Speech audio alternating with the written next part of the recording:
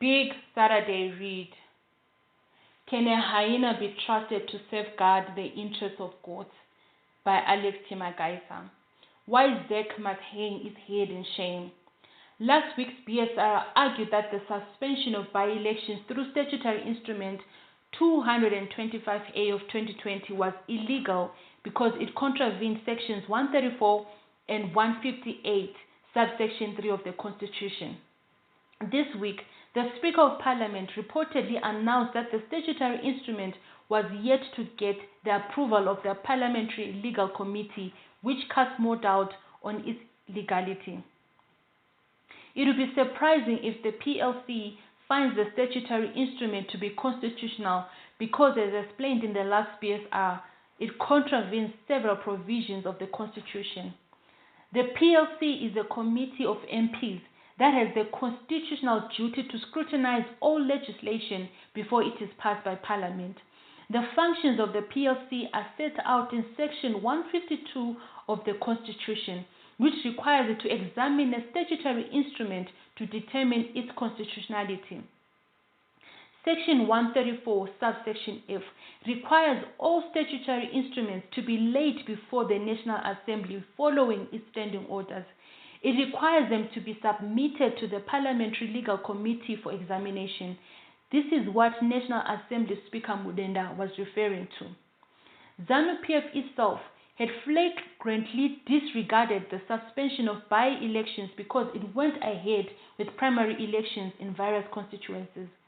These primary elections are designed to select candidates for the by-elections, which the government elite has purportedly suspended. If anything, the statutory instrument was a piece of gamesmanship designed to lull the opposition into believing there were no by-elections while ZANU-PF was busy preparing for the same. Thankfully, the genuine opposition saw through it and went ahead with its own primaries. It was only the judicially constructed MDCT, which has no appetite for competitive elections, which welcomed and accepted the illegal suspension of by-elections. Nevertheless, the episode exposed the Zimbabwe Electoral Commission ZEC for its malleability in favor of regime directives. As a political referee, ZEC is supposed to be independent of political influence. It should not be directed by anyone. It should stand firm and defend its mandate as the body responsible for running elections. It should be insisting to the government what the Constitution and electoral law require. An independent body exercising its mind professionally would have told the government that statutory instrument 225A of 2020 was illegal, whatever the other considerations that the government had in mind. Yet ZEC offered no resistance whatsoever. It feebly succumbed to the directions from the Minister of Health and Child Care.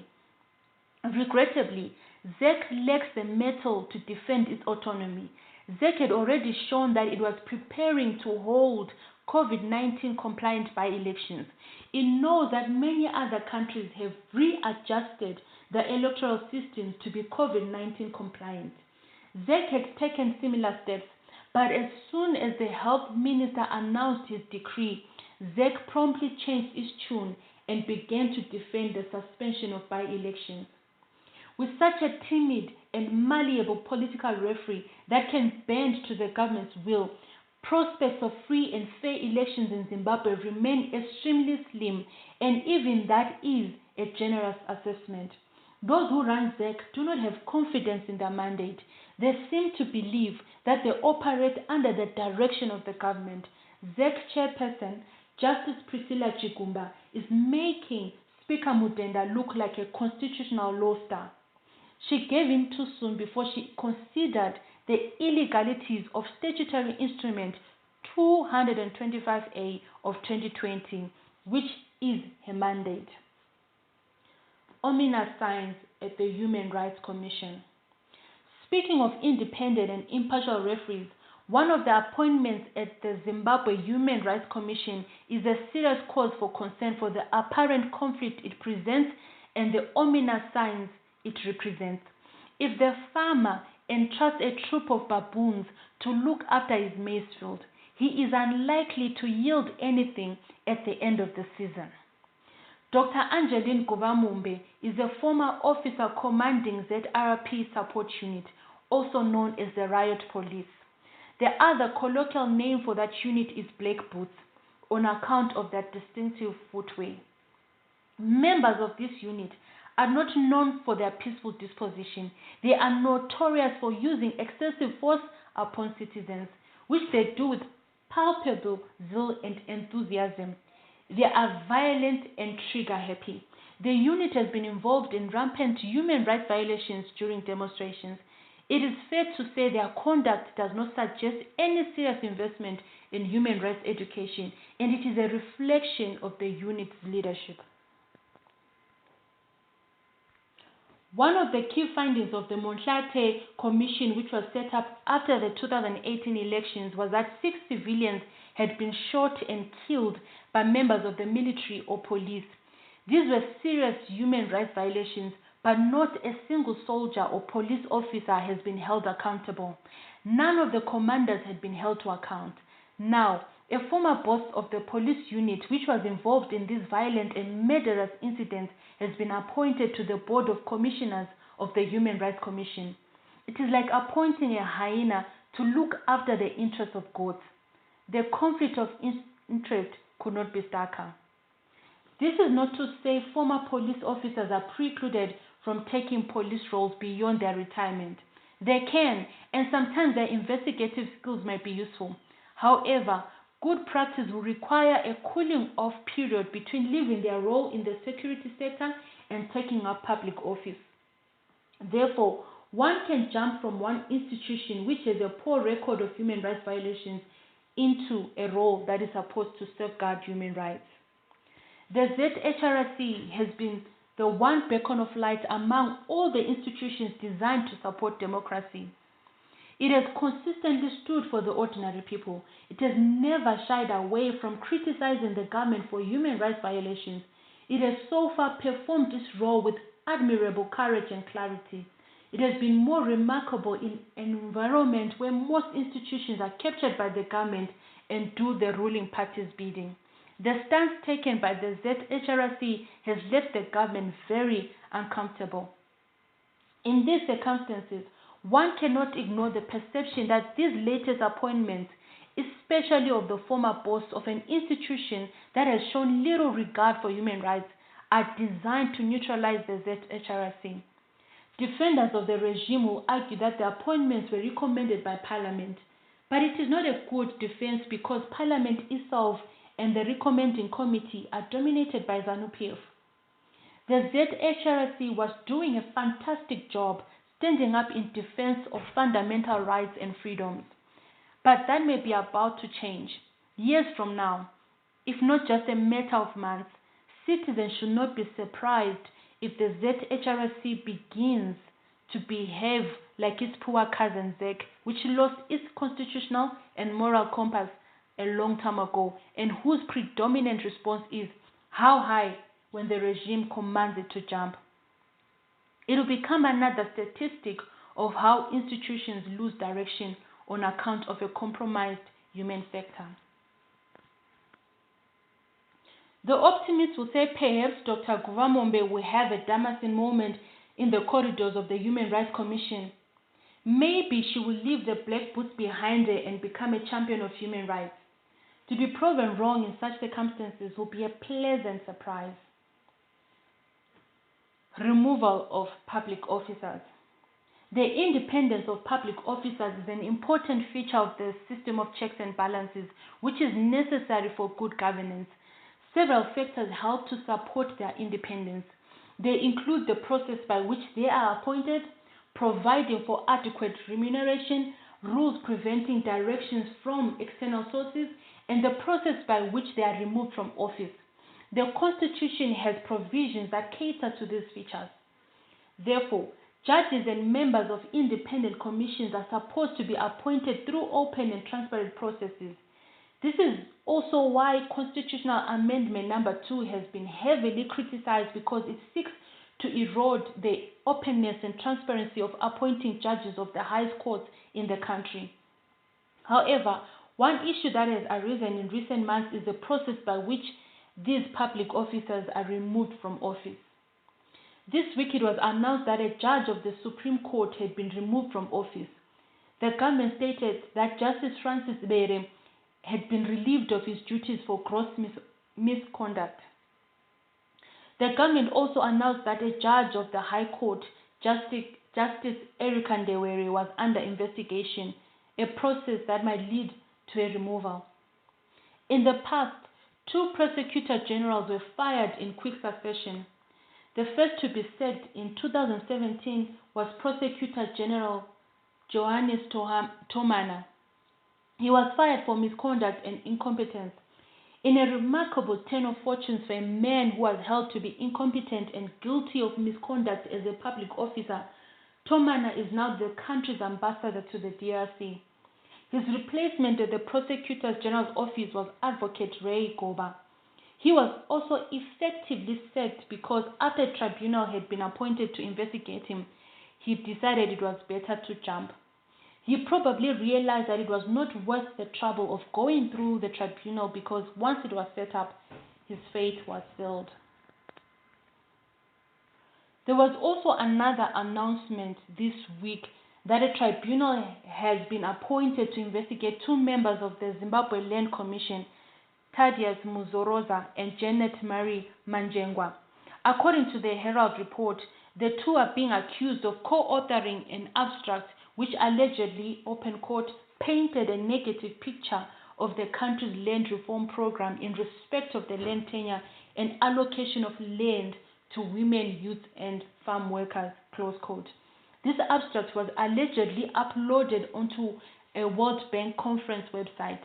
This allegation is that the abstract referred to material in the Land Commission's National Comprehensive Land Audit Phase 1 report. The charge against the 2 commissioners sounds vague and curious. It is not clear whether their offense is that they used confidential information or that they were critical of the land reform program. The Herald report suggests that the regime was peeved by the latter. It is also unclear whether they uploaded the material in their capacity as commissioners or as scholars. As we shall see shortly, this is precisely why there is a need for reform in the procedure for removing commissioners, because the opaque character of the current process is prone to abuse. The case of Justice Ndewere is an intriguing one. The Judicial Service Commission felt compelled to refute allegations that she was being punished for granting bail to MDC Alliance Deputy Chairperson and MP Job Sikana. This is because the announcement of an investigation for alleged misconduct came hard on the heels of a decision. The JSC argues that the allegations of misconduct were already being investigated long before the Sikala case. It still does little to shake off the perception that the move was retaliatory against the judge who had refused to follow instructions.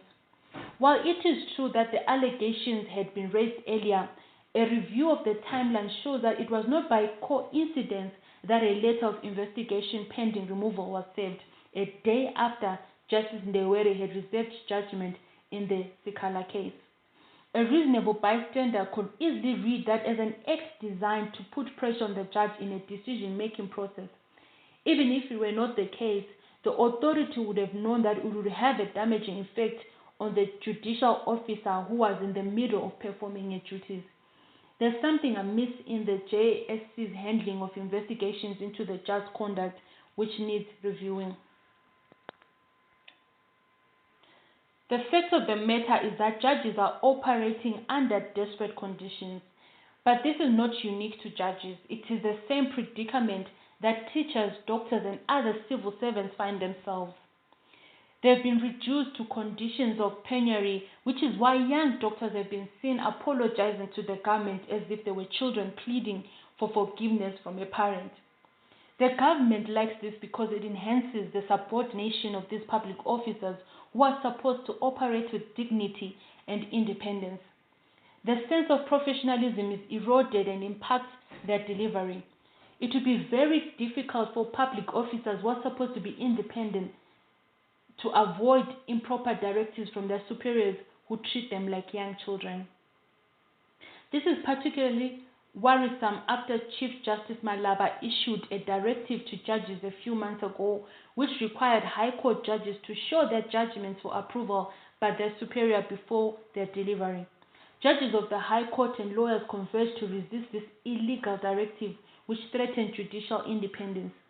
It is these interferences which give rise to perceptions of attempts to undermine the independence of judges. The JSC is now in a position where it is perceived as an instrument operating against as opposed to supporting judges in their performance of their constitutional duties. It does not help that judges now operate in conditions of fear, with suspicion that some of the support staff in the courts perform spying briefs for superiors. A judge should never have to look over their shoulders wondering who is watching them.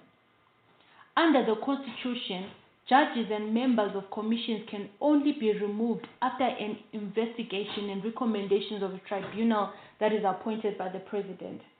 This is meant to provide checks and balances so that these key public officers are not at the mercy of presidential whims. A panel of investigators must investigate to determine whether a public officer has committed any transgressions. The problem with the current system is that these reports and recommendations of the tribunal are not public. Therefore, while there is transparency in the appointment process, there is no transparency in the process of removal. This is a gross anomaly.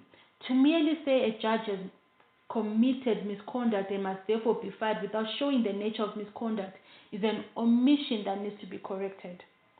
As the adage goes, justice must not only be done, but it must also be seen to be done. The opaque nature of the removal process needs clearing to improve confidence in the system.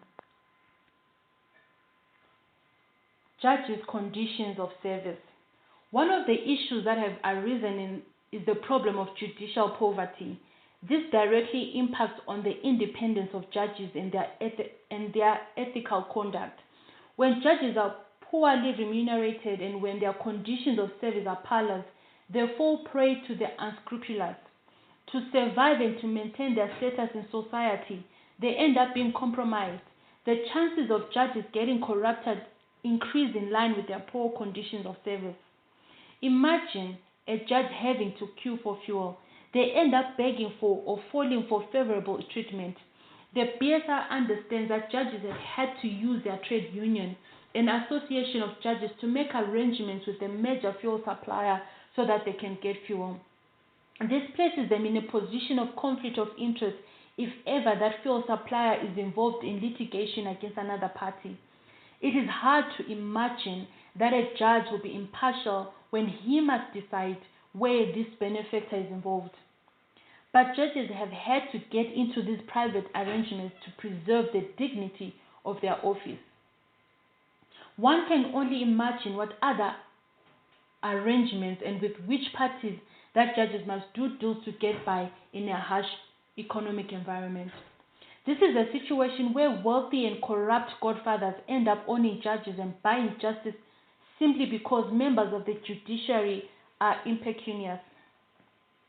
The reason why judges must rely on remuneration from the Consolidated Revenue Fund, the legal name for state coffers, is to prevent them from being captured by private interests. Once they start receiving gifts and favors from external parties, the system of justice becomes compromised. The executive has enormous power over judges. It is the executive that determines their conditions of service. There is no independent body that performs that role, thereby shielding them from the executive. The JSC pleads that it is not their employer or appointing authority. However, judges have no direct line of communication with the appointing authority.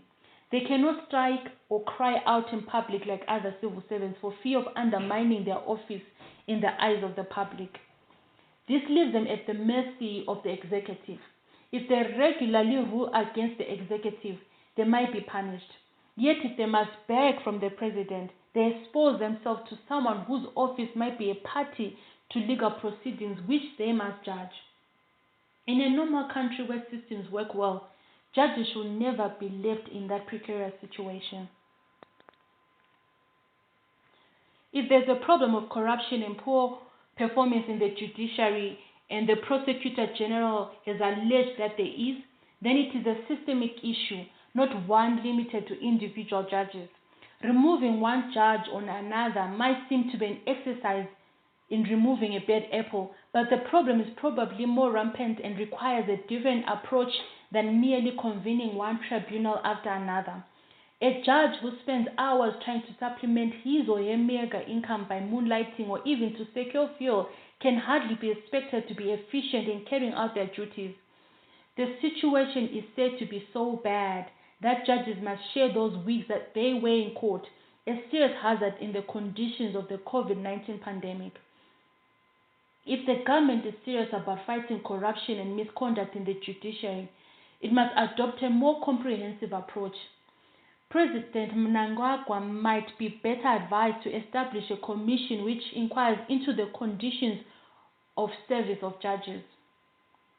There is a host of challenges in that arm of the state which include porous leadership. What has happened to this year's Auditor General's report?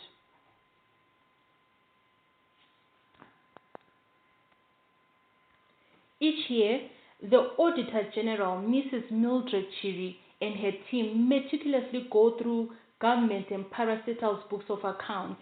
They produce comprehensive audit reports which demonstrate the weaknesses in our system of financial governance.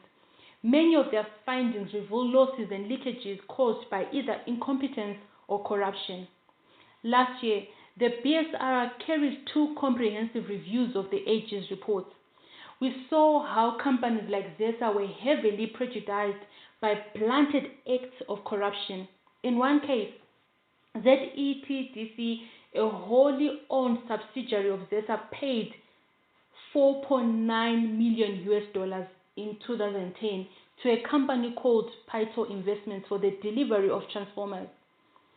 10 years later, Paito Investments has never delivered the transformers. The beneficial owners of Paito Investments have not been revealed.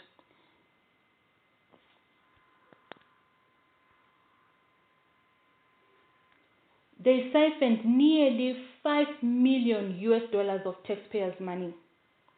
In another case, this time in 2016, the same company, Paito Investments, was paid $561,935 by another ZESA subsidiary, the Zimbabwe Power Company. Again, there was no delivery of the goods.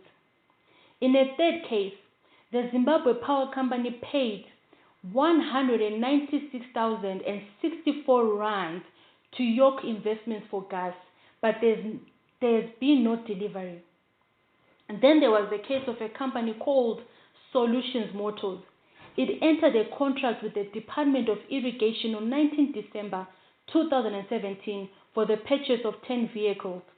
The contract was worth $518,850 and Solutions Motors was paid the full amount in advance. Solution Motors delivered only 6 vehicles that did not meet specifications. The remaining 4 vehicles were never delivered.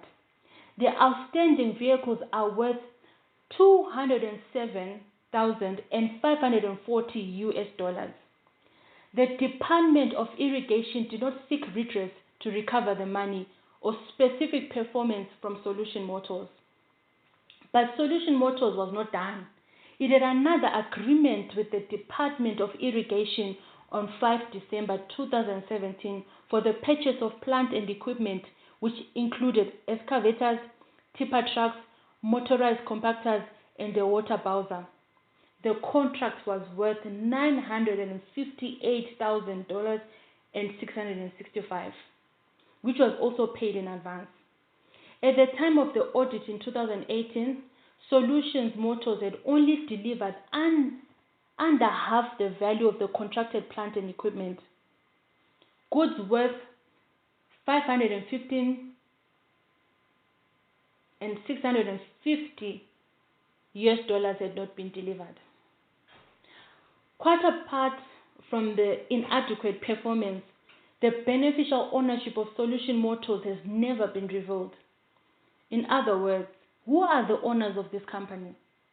This is a matter that requires further investigation. Yet there has never been an appetite from the government or from the Zimbabwe Anti-Corruption Commission to get to the bottom of these matters, let alone to recover the loss of public funds.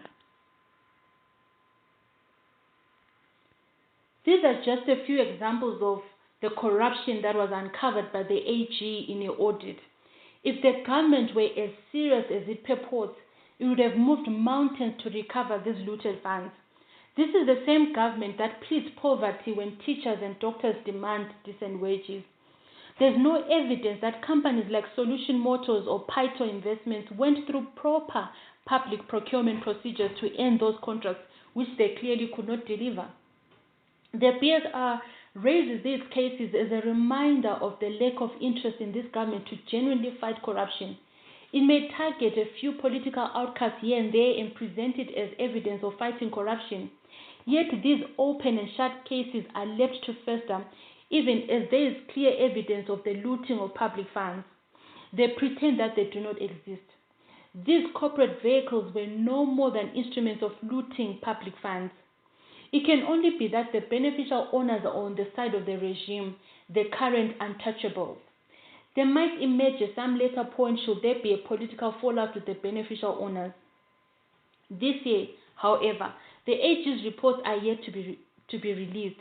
However, it is just a few months before the end of the year. Usually by June, the reports will be public. It is not clear why they've moved at a snail's pace this year. The COVID-19 pandemic may be used as an excuse. Are they being held somewhere in government channels? The Constitution requires the AG to report to Parliament.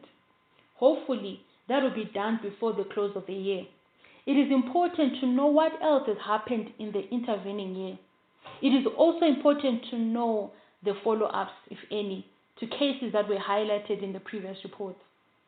One must hope that no external brakes have been applied to the AG's processes. Wamagaisa.